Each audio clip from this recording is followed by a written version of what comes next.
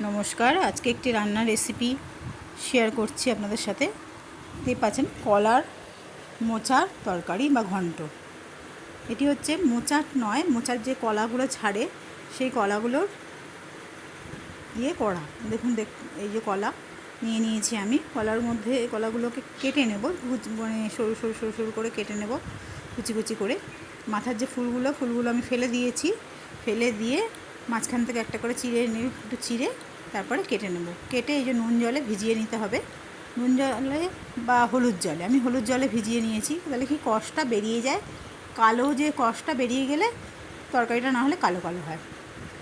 আমার সব মোচা কাটা হয়ে গেছে। হলুদ জলে ভিজিয়ে রেখে আমি ভালো করে ধুয়ে নিয়েছি, কিছুক্ষণ ভিজিয়ে রেখেছিলাম, এরপরে ভালো করে ধুয়ে নিয়েছি। ধুয়ে নিয়ে সামান্য নুন দিয়ে এটাকে সিদ্ধতে বসিয়ে দিয়েছি। সিদ্ধ হয়ে এলে আপনাকে হাত দিয়ে একটু বারে বারে টিপে টিপে দেখে নেবেন যে মোচাগুলো সিদ্ধ হয়ে গেছে নাকি। হাত দিয়ে ভাতের মতন আমরা যেরকম ভাত টিপে দেখি সেভাবে দেখলেই হবে। মোচাটা সিদ্ধ হয়ে গেলে আমি ওটাকে একটু ঠান্ডা করার জন্য রেখে দেবো। কেন মোচাটাকে তো আমি হাত দিয়ে ম্যাশ করব, তাই জন্য আমি আর মেশিন বা কোনো দিয়ে ম্যাশ করব না, কিছু দিয়ে ম্যাশ করব না, আমি হাত দিয়েই করব। মোচা সিদ্ধ হয়ে গেছে, আমি চাপা দিয়ে রেখে দিলাম ঠান্ডা হওয়ার জন্য। এরপরে কেটে নেব মোচার জন্য কিছুটা আলু, পরিমাণ মতন যার যেরকম লাগবে সেইভাবেই পরিমাণ মতন কেটে নেবেন। আমি কেটে নিয়েছি ডুমো ডুমো করে কিছুটা আলু। আমার মোচার মধ্যে যেটুকু লাগার পরে মনে হয়েছে আমার, সেটুকু আমি কেটে নিয়েছি। আলুটা কেটে ভালো করে ধুয়ে নিয়েছি। এদিকে মোচাটা ঠান্ডা হয়ে গেলে হাত দিয়ে এটাকে ম্যাশ করে নিয়েছি। পুরো মোচাটা ভালো করে হাত দিয়েই ম্যাশ হয়ে যাচ্ছে, কোনো কিছু লাগছে না, কোনো জিনিস বা কোনো আপনি যে কিছু দিয়ে ম্যাশ করবেন সেগুলো দরকার হবে না, হাত দিয়ে ম্যাশ করলেই হয়ে যাবে। ভালো করে মোচাটা সিদ্ধ হয়ে গেলে হাত দিয়েই ম্যাশ করা যাবে। পুরো মোচাটা আমার ম্যাশ করা হয়ে গেছে। এরপরে আমি গ্যাসে বসিয়ে দিয়েছি একটি কড়াই গরম হয়ে এলে তাতে দিয়ে দেবো পরিমাণ মতন সর্ষের তেল। আমি তেলটা একটু কম দিয়েছি, কারণ আমি একটু তেল মশলা একটু কমই খাই। অ্যাকচুয়ালি আমার ডাক্তারের বারণ আছে, তাই আমি একটু তেলটা কম দিয়েছি। আপনারা আপনাদের পরিমাণ মতন তেল দিয়ে দেবেন। তেল গরম হয়ে গেলে তাতে দিয়ে দেবেন একটু জিরে, তেজপাতা আর গোটা গরম মশলা। গোটা গরম মশলার মধ্যে আমি দিয়েছিলাম দারচিনি, লবঙ্গ, এলাচ। মশলাটা হয়ে গেলে, ভাজা হয়ে গেলে তার মধ্যে দিয়ে দিলাম আলুটা নেড়ে চেড়ে নুন হলুদ দিয়ে দিয়েছি। নুন হলুদ দিয়ে কাঁচা লঙ্কা এবং টমেটো দিয়ে দিয়েছি। দিয়ে ভাজা করে নিয়ে ভেজে নিয়ে এর মধ্যে দিয়ে দেবো অল্প সামান্য ধনে গুঁড়ো এবং জিরে গুঁড়ো। মশলাটাকে একটু হওয়ার জন্য আমি কিছুক্ষণ চাপা দিয়ে রাখবো। মশলাটা নাড়াচাড়া করে ভেজে নিয়ে মশলাটা হওয়ার জন্য কিছুক্ষণ চাপা দিয়ে রাখবো। মশলাটা হয়ে এলে এরপরে এর মধ্যে দিয়ে দিতে হবে আমি যে মোচাটা ম্যাশ করে রেখেছিলাম সেই মোচা বা সেই কলার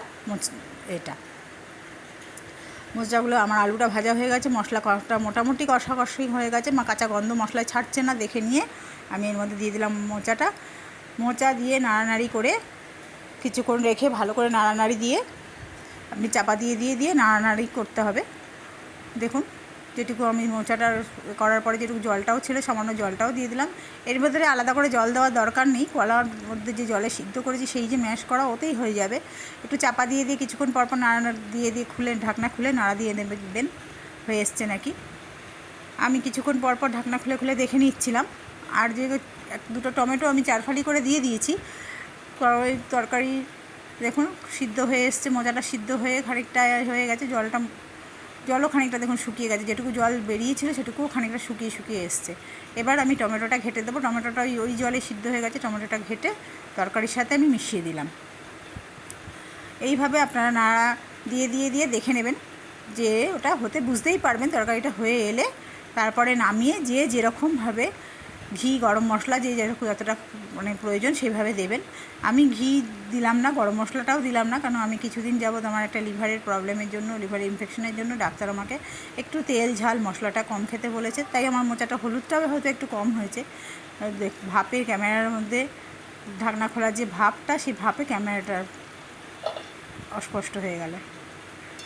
আমার মোচাটা একটু সাদা সাদা হয়েছে, যে কারণে আমি হলুদটা কম দিয়েছি, তাই হয়তো একটু সাদা সাদা হয়েছে। আপনারা কিন্তু আপনাদের পরিমাণ মতন মশলাটা ব্যবহার করবেন, যে যেরকম খান, যতটা ঝাল যতটা সেটা সেইভাবে ব্যবহার করবেন। আমি গুঁড়ো লঙ্কাটা বরাবরই খাই না, আমি কাঁচা লঙ্কাই খাই। সুতরাং যদি কেউ গুঁড়ো লঙ্কা অল্প মনে করেন দেবেন মশলাটা ভাজার সময়, এর মধ্যে কিছুটা গুঁড়ো লঙ্কা দিতে পারেন। আপনারা এইভাবে মোচাটা করে দেখবেন। এছাড়াও এর মধ্যে আমরা নারকেল, বাড়িতে নারকেল থাকলে নারকেল কুড়িয়েও এর মধ্যে দিতে পারি। আলুটা যখন ভাজবো, যখন মশলা দিয়ে ভাজছিলাম সেই সময় আলু ভাজার মধ্যে আমরা কিন্তু কিছুটা নারকেল কোড়াও দিয়ে দিতে পারি। আমার মোচার তরকারি রেডি। এরপরে আমি সবাইকে খাবার টেবিলে সার্ভ করে দেবো। আমার ভিডিওটা কেমন লাগলো, ভালো লাগলে লাইক, শেয়ার, কমেন্ট করবেন। চ্যানেলটিকে একটু সাবস্ক্রাইব করে দেবেন। ধন্যবাদ।